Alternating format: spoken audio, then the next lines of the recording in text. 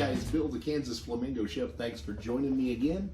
We're coming into summertime and you probably started to see this stuff showing up at the grocery store. If you've never bought eggplant, you may wonder what in the world do you do with this stuff. Well, eggplant parmesan is very popular. You could make baba ganoush, which is basically a dipping sauce made out of eggplant. But one of my favorite things to do with it is eggplant stew. Now you can eat it as a meal, but it's also an awesome side dish. I'm getting ready to grill some lamb chops, and to me, it's the perfect thing to go with lamb chops. So let's talk about what's on the board. Obviously, I've got an eggplant. I've got a can of diced tomatoes. Now I'm using the old Walmart brand, but if you notice, it's the Italian style, which already has some garlic. And then I've got a can of chickpeas or garbanzo beans, whichever word you prefer, same thing. If you like hummus, that's what hummus is made out of. I've also got a can of fire roasted tomatoes. These have green chilies in them. You could do this without this, but I like the fire roasted flavor, and I'm gonna need green chilies anyway. This way I don't have to open a can of those as well. I've got some onion. I've got about a third of a white onion I'm going to chop up and about a half of a red onion. I've also got some green onions, a green bell pepper, some celery, and then extra virgin olive oil, some dill weed, our Greek seasoning, and last but not least, salt, pepper, and garlic. And you could use fresh ground salt and pepper, that's fine, and use minced garlic, that's fine too. This is just a faster way to do it. So the first thing I'm going to do is go ahead and cut up all my vegetables. I'm going to cut that eggplant into chunks. As far as cutting the eggplant, you want to cut that top piece off, and then just cut it into pieces like so. So you've got just this little bottom section. You can go ahead and get rid of these two parts and then just make chunks out of this. So what I do is I just cut it in half, then cut it in half the other way. And if those pieces still feel a little big to you, you can cut them one more time. All you're doing here is just making some decent size pieces for the stew. Just basically think of it like stew meat, because that's really what it is at that point.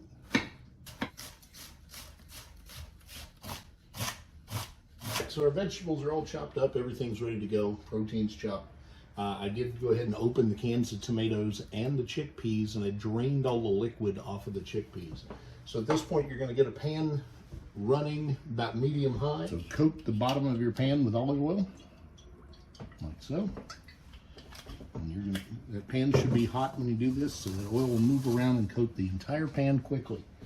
Go ahead and put in your onions, and what I've got here is equal parts white onion, red onion, and green pepper.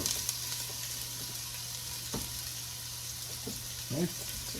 And I'm going to cook these down to let them start to let out their oils. And if you've heard me say this word before, get translucent. If you don't know what that means, it means when you start to see through the onions, you're ready to move on. So just keep moving that around for a little bit. Work those onions. As they start to break down a little bit, then we'll add our celery and our green onion. As far as green onions, all I did was chop some of the green part off of the green onions. Not a whole lot. Basically, I made chives. Okay. But we'll want to work these onions down pretty well. Oh yeah, I'm starting to see them change color a little bit. And you can really see it on the red onions. You can see how they lighten up real fast. I'm going to go ahead and add a little of my blend, salt, pepper, and garlic into this. Probably about a teaspoon, and about the same amount of the Greek seasoning.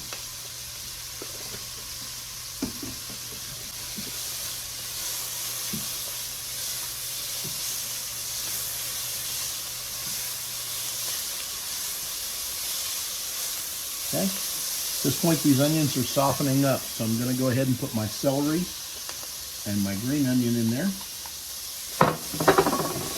Work that down a little bit.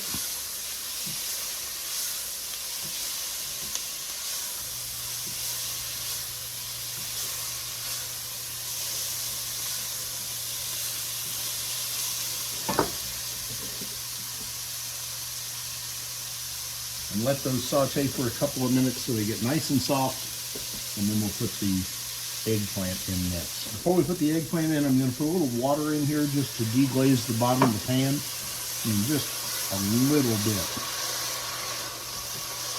Get that steam rolling off of there.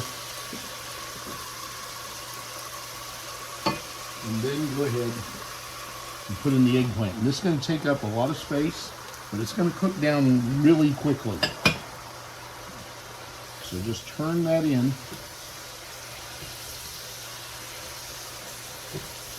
So that you get those vegetables covering it with all the spices. I'm going to add a little bit of dill at this point, not very much. And a little more salt, pepper, and garlic. And a little more of the Greek seasoning. And you do this in stages because I want that seasoning to go into the eggplant, not just into the peppers and onions. All right. Now we're going to let the eggplant cook for a little bit. I'm going to add a little bit of water again so that it'll help steam it.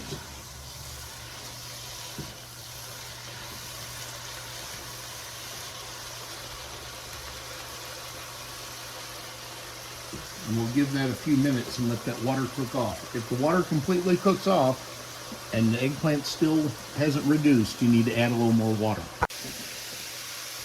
So the eggplant's starting to reduce, the water is gone. At this point, you need to deglaze the pan again. Now this part is your choice.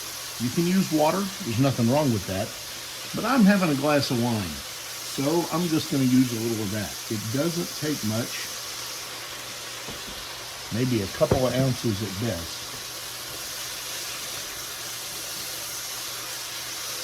And that red wine will really open up this flavor. But again, you don't have to use it. You could use water, it's fine. And if you're worried about the alcohol content, the alcohol cooks off of it almost instantly as you deglaze the pan. So at this point, I'm going to turn my heat down a little bit. I'm going to go ahead and add my roasted tomatoes with the chilies.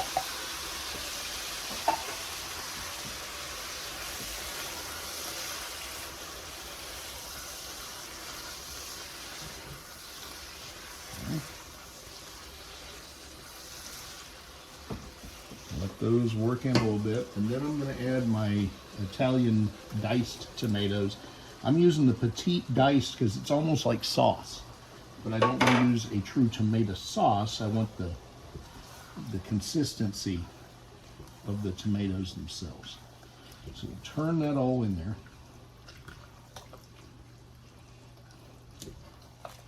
Okay. We'll go ahead and add our chickpeas. We'll just leave them on top for the moment. I'm going to hit this one more time with a little Greek seasoning. And then build it up with some water. Probably about 6 to 8 ounces, just enough that you're covering everything. And then turn them in. Turn this all together. Make sure you've got enough water that everything is at least at a covered level. So you can see that's about perfect. A little more would be okay, but you don't want to go lower than that. You're going to set this on medium, cover it, and let it cook for about an hour. So when I was shooting a little while ago, it dawned on me, I may have said cook this for an hour, and I really meant a half an hour. I mean, you can cook it for an hour if you want to, but man, you're going to be adding a lot of liquid. Anyway, it's been about a half an hour. And I want to show you what the product looks like at this point. And again, you can cook it longer if you want to, but for me, it's ready. So when we open this up, and by the way, the heat on my stove is on low. You see, I wish you could smell it. This is a traditional Spanish and Mediterranean dish. A lot of people just have a bowl of it as a meal. Me personally, I like it as a side item. As promised, the finished product. I guarantee it's gonna be good food. Hey, when you get a moment, like, share, and subscribe. That's what keeps me going. And as always, eat fabulous, and I'll see you on the next one.